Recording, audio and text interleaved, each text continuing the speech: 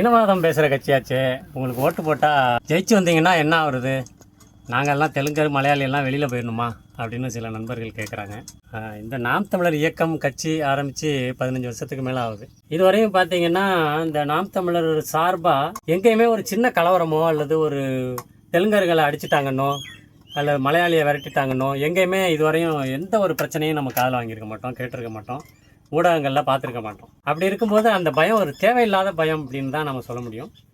இன்னொன்று, அந்த தெலுங்கர்களும் மலையாளிகளும் கன்னடர்களும் தமிழ்நாட்டில் தான் வாழ்கிறாங்க இல்லையா? அப்போ இங்கே இந்த மண் நல்லா இருந்தால் தானே வாழ முடியும். அதை அழிக்கிற வேலையை தானே இந்த பெரிய கட்சிகள் 2 கட்சிகளும் செஞ்சுக்கிட்டு இருக்காங்க. அப்போ அவங்கக்கிட்டேருந்து காப்பாற்ற வேண்டியது நம்ம பொறுப்பு. ஏன்னா அந்த மலையாளிகளும் கன்னடர்களும் அவங்களோட பிள்ளைங்களும் வாழ்ந்துக்கிட்டு இருக்கிறது இங்கே தானே. அப்போ அவங்களுக்கும் நாம் தமிழர் கட்சியை ஆதரிக்க வேண்டிய கடமை இருக்குது அப்படிங்கிறத மறக்கக்கூடாது. அப்போ தான் அவங்களோட சந்ததிகளும் இங்கே நம்ம நல்லபடியாகவும் நிம்மதியாகவும் வாழ முடியும் இல்லையா? இதை உணர்ந்தாலே போதும், வேற்றினத்தவரும் நாம் தமிழர் கட்சிக்கு வாக்கு செலுத்துவாங்க.